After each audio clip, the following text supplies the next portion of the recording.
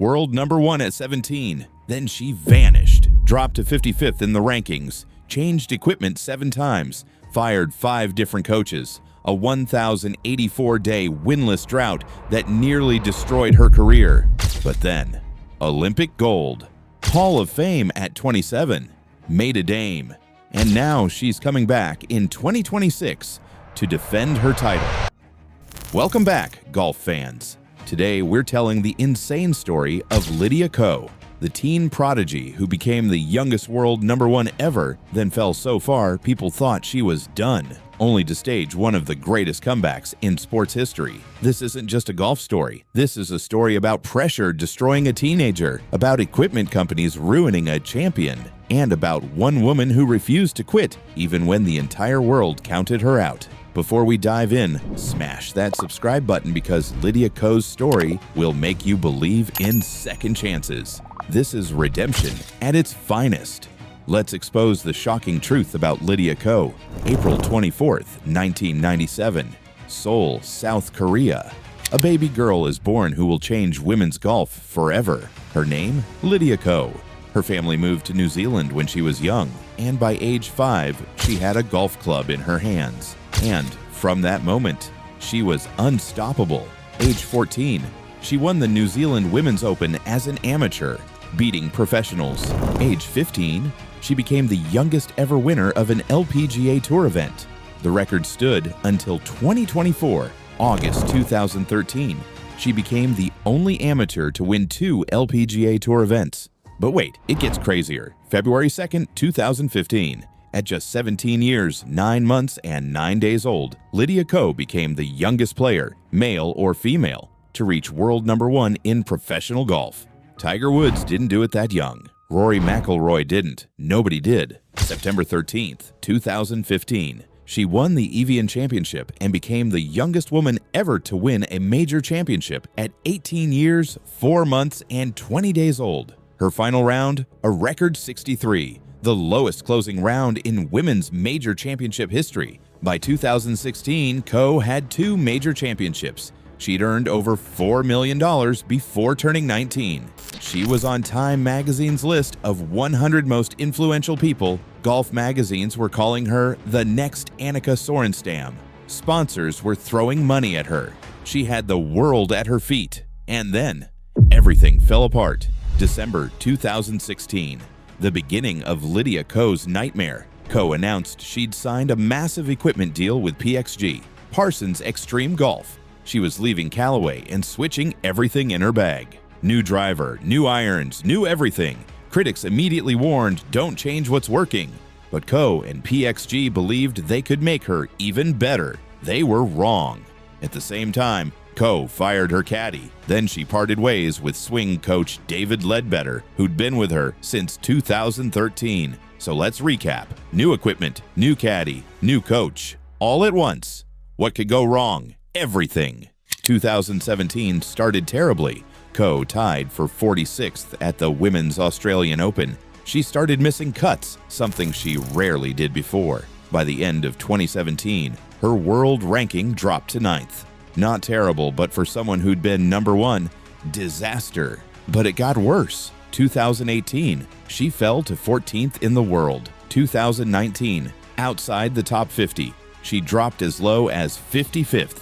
55th. The youngest world number 1 in history was now ranked 55th. And here's the controversial part. Her putter became her enemy. Ko went through a putter crisis. She changed putters like people change socks. PXG Blackjack, then a prototype called the Thunderbolt, then a Thunderbolt C, then a Ping Catch center-shafted model, then back to Scotty Cameron. Golf analysts started counting. She'd used 7 different putter models in just a few years. 7. Critics roasted her. Stop changing putters. The problem isn't the equipment. It's in your head. But Ko kept searching, kept changing, kept struggling. Meanwhile, she burned through coaches. After Ledbetter came Gary Gilchrist, then Ted O, then Sean Foley. By some counts, Ko had worked with 5 different coaches in her career. 5 coaches, 7 putters, multiple equipment deals. The golf world started whispering, she's done. The pressure destroyed her. Another teen prodigy who couldn't handle it. Her winless drought stretched to 1,084 days. 3 years without a victory. The teenager who dominated the LPGA couldn't win a single tournament. And here's the heartbreaking part. Ko later admitted she wasn't confident. The equipment changes, the coaching changes, the constant tinkering. She'd lost herself. One sports psychologist called it a pudding decline. Ko herself said, "There was nothing wrong with my strokes, but I was not confident enough." Imagine being Lydia Ko. You're 22 years old. You used to be the best in the world. And now, you can't make putts. You can't win tournaments. And the entire golf world is watching you struggle. That's not just a slump. That's psychological torture. But Lydia Ko refused to quit. She developed what she called the pennies and pounds methodology. She spent hours putting from 3, 6, and 9 feet, grinding, working, believing, and slowly, she started finding her game again. 2022, Ko won 3 tournaments, including the CME Group Tour Championship, $2 million first-place prize, the largest payday in women's golf history at the time. She won LPGA Player of the Year, the Vare Trophy. She was back. 2023, she kept building. More wins, more confidence. But 2024, that's when Lydia Ko became immortal. August 2024, Paris Olympics, women's golf final round. Ko shoots a brilliant round and wins the gold medal. But this wasn't just any gold medal. Ko already had silver from Rio 2016 and bronze from Tokyo 2020. She became the first golfer in history to win medals of all 3 colors at 3 different Olympics: gold, silver, and bronze, the complete set. And here's where it gets emotional. That Olympic gold qualified her for the LPGA Hall of Fame. At just 27 years old, Lydia Ko became the youngest Hall of Fame inductee ever, the 35th member in LPGA history, from world number 1 at 17 to Hall of Famer at 27. Full circle. Then New Zealand made her a dame. Dame Lydia Ko, royalty. 2025, Ko won the HSBC Women's World Championship. She's currently world number 3. She earned $1.8 million. The girl who couldn't win for 1,084 days is now a champion again. But here's the controversial question nobody wants to ask. Did equipment companies destroy Lydia Ko's prime years? Think about it. Ko signed that PXG deal in December 2016. She was world number 1 dominating.